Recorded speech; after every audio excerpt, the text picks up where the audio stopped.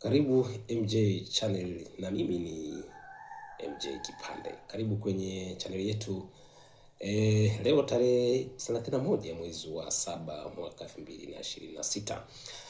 Taarifa kubwa kabisa leo kwenye vyombo vya habari vikubwa kama DW imeripoti kuwa Zelensky adai Urusi imetumia kombora la Korea Kaskazini.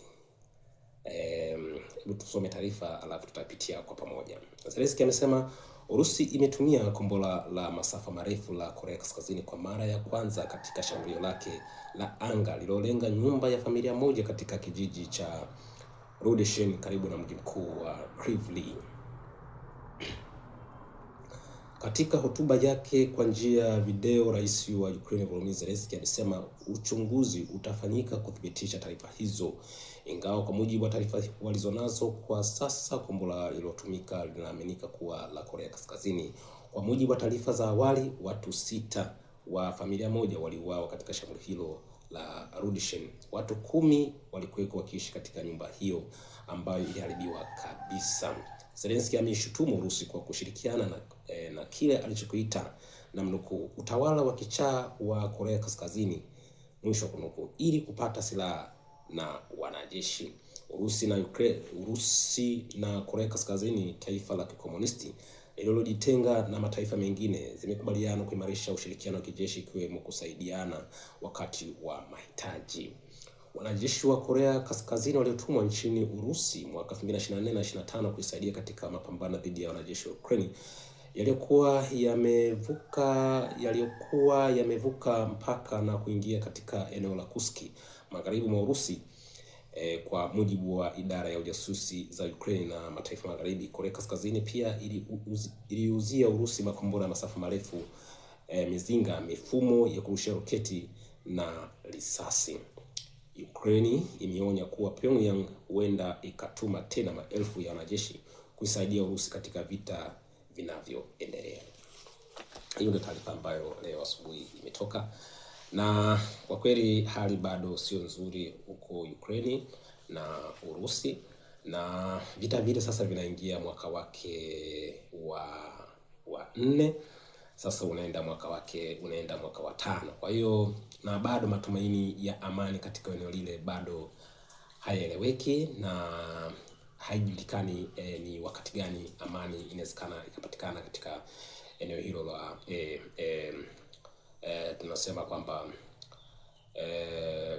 East Europe. Kwa hiyo tunaangalia kwamba hali hii itaendelea mpaka lini, lakini consistency ambayo alikuwa nayo Ukraine sasa ni kwamba ana uwezo kurusha makombora mpaka Urusi. Ukaangalia miji mikubwa kabisa ya Urusi kama Moscow, St. Petersburg, yote makombora ya Ukraine yanafika. Lakini licha ya makombora kuna drones ambazo Ukraine anaweza kuziingiza mpaka huko, na tumeona ndani ya siku za hivi karibuni ameendelea kuharibu maghala ya silaha, lakini pia maghala ya mafuta ambayo ni moyo au unaweza kusema kama ni heart ya Urusi katika uchumi. Na ukiendelea ni kwamba ameendelea kushambulia mpaka zile meli ambazo Urusi ambazo anazopeleka mafuta kutoka pale kwake kwenda nje, unaona. Na ukiangalia Urusi ana export mafuta mengi sana kwenda kuuza mafuta ghafi kwenda nje, hasa Uchina na mataifa mengine. Na ukiangalia pia ndani kwake Urusi bado sasa kukaliki, na hata ukichunguza kwa kina bado unaona strategic ya Urusi kwa sasa bado ni ndogo sana, kwa sababu anashindwa kudhibiti mashambulizi ya drones, lakini pia na kombora lile la kisasa ambalo Ukraine analo la Flamingo linapiga mpaka katika maeneo makubwa kabisa ya Urusi, lakini pia anashambulia meli, na hivi karibuni tumeona Ukraine ameshambulia mpaka meli ile ya Iran kule, na hata hivyo Iran anasema kwamba lazima atajibu. Kwa hiyo hali bado ni tete sana, na ukienda mbali unakuta kwamba Urusi sasa walisaini mkataba wa ulinzi kati ya Urusi na Korea Kaskazini, North Korea. Kwa hiyo yote hayo kuwekwa kwa pamoja, nakuta kwamba Urusi sasa ategemee sehemu moja, ategemee ile manpower ambayo alikuwa naye pale kwake Urusi. Kwa hiyo anategemea mpaka nchi za ng'ambo, kwa maana kule Korea Kaskazini. Na mkataba kati ya Korea Kaskazini na Urusi ulifanyika mwaka 2024, na yote haya yanafanyika ni kwa kile ambacho anachokiita kwamba dhidi ya kuzuia kutanuka kwa mataifa magharibi Ulaya, kule Ulaya Mashariki. Kwa hiyo yote haya yanaendelea, na Urusi mwenyewe bado hataki kabisa kufanya consultation na mataifa ya magharibi, kufanya mashauriano ya hataki kabisa kwa sasa. Na tumeona mwaka juzi tu wale Urusi kupitia rais wake wa Urusi Bwana Vladimir Putin ameshinda uchaguzi, na sasa hivi anaendelea na muhula wake wa 5. Kwa hiyo na ametoa kabisa swala inayoitwa mambo ya demokrasia pale kwake. Mambo ya demokrasia kwa sasa imekuwa ni shida.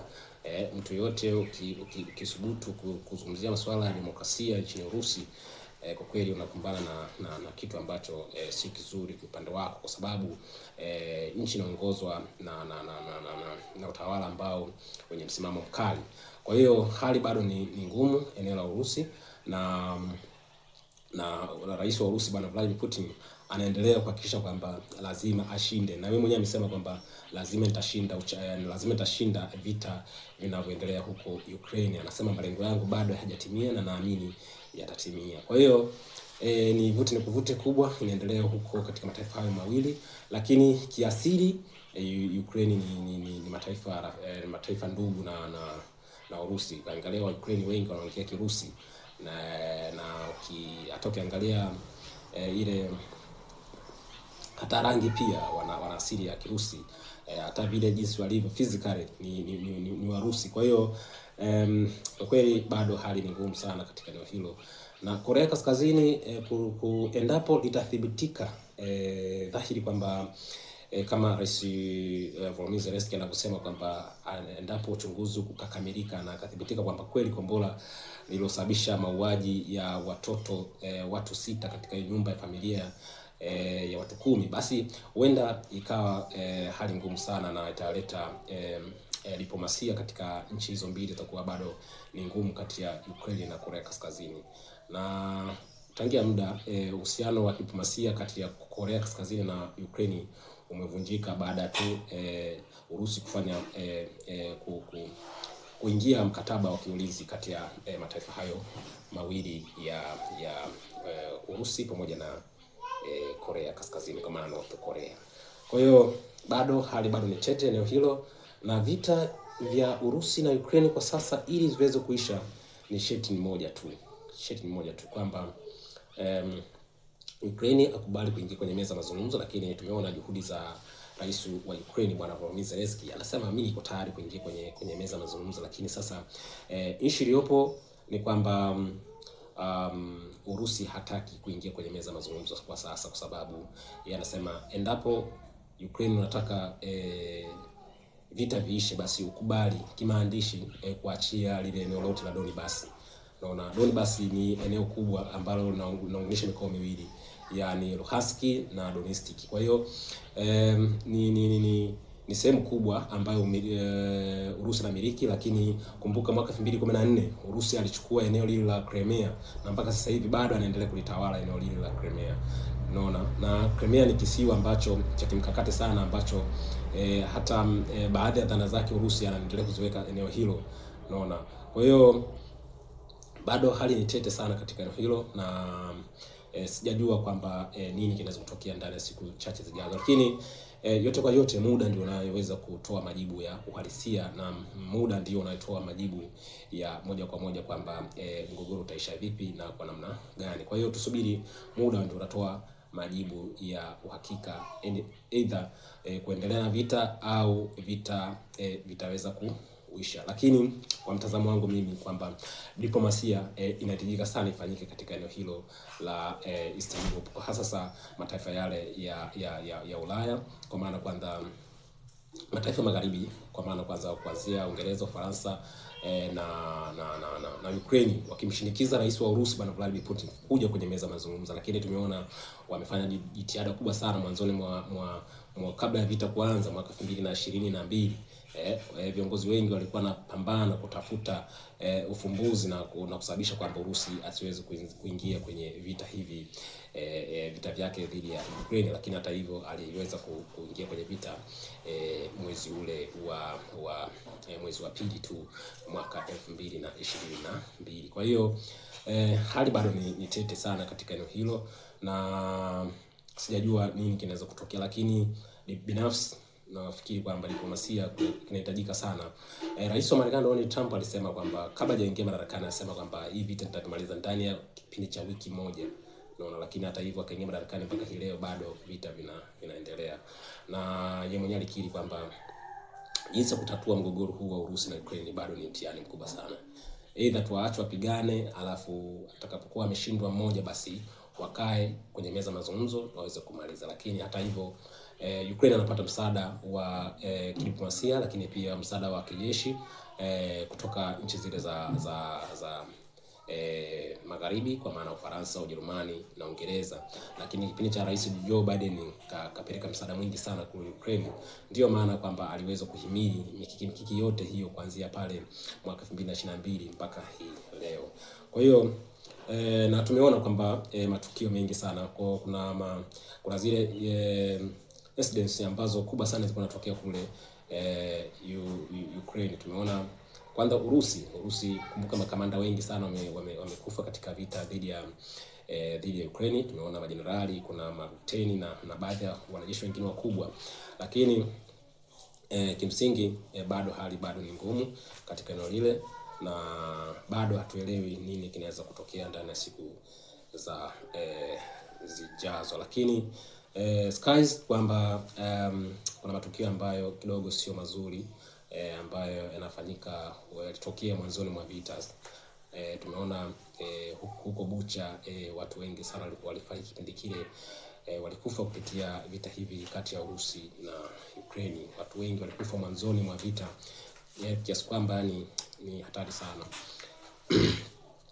Otherwise ni kwamba sasa hivi tumeona Ukraine wanaendelea kupambana, wameshakuwa commitment na hii vita, na wanaendelea kupambana vilivyo na bila kuchoka dhidi ya kutetea ardhi yake ya Ukraine. Kumbuka Urusi anachotaka sasa ni kuilazimisha Ukraine kuto kujiunga na Umoja wa Ulaya, unaona, lakini pia sijiunge na shirika lile la kujihami la nchi za magharibi kwa maana NATO.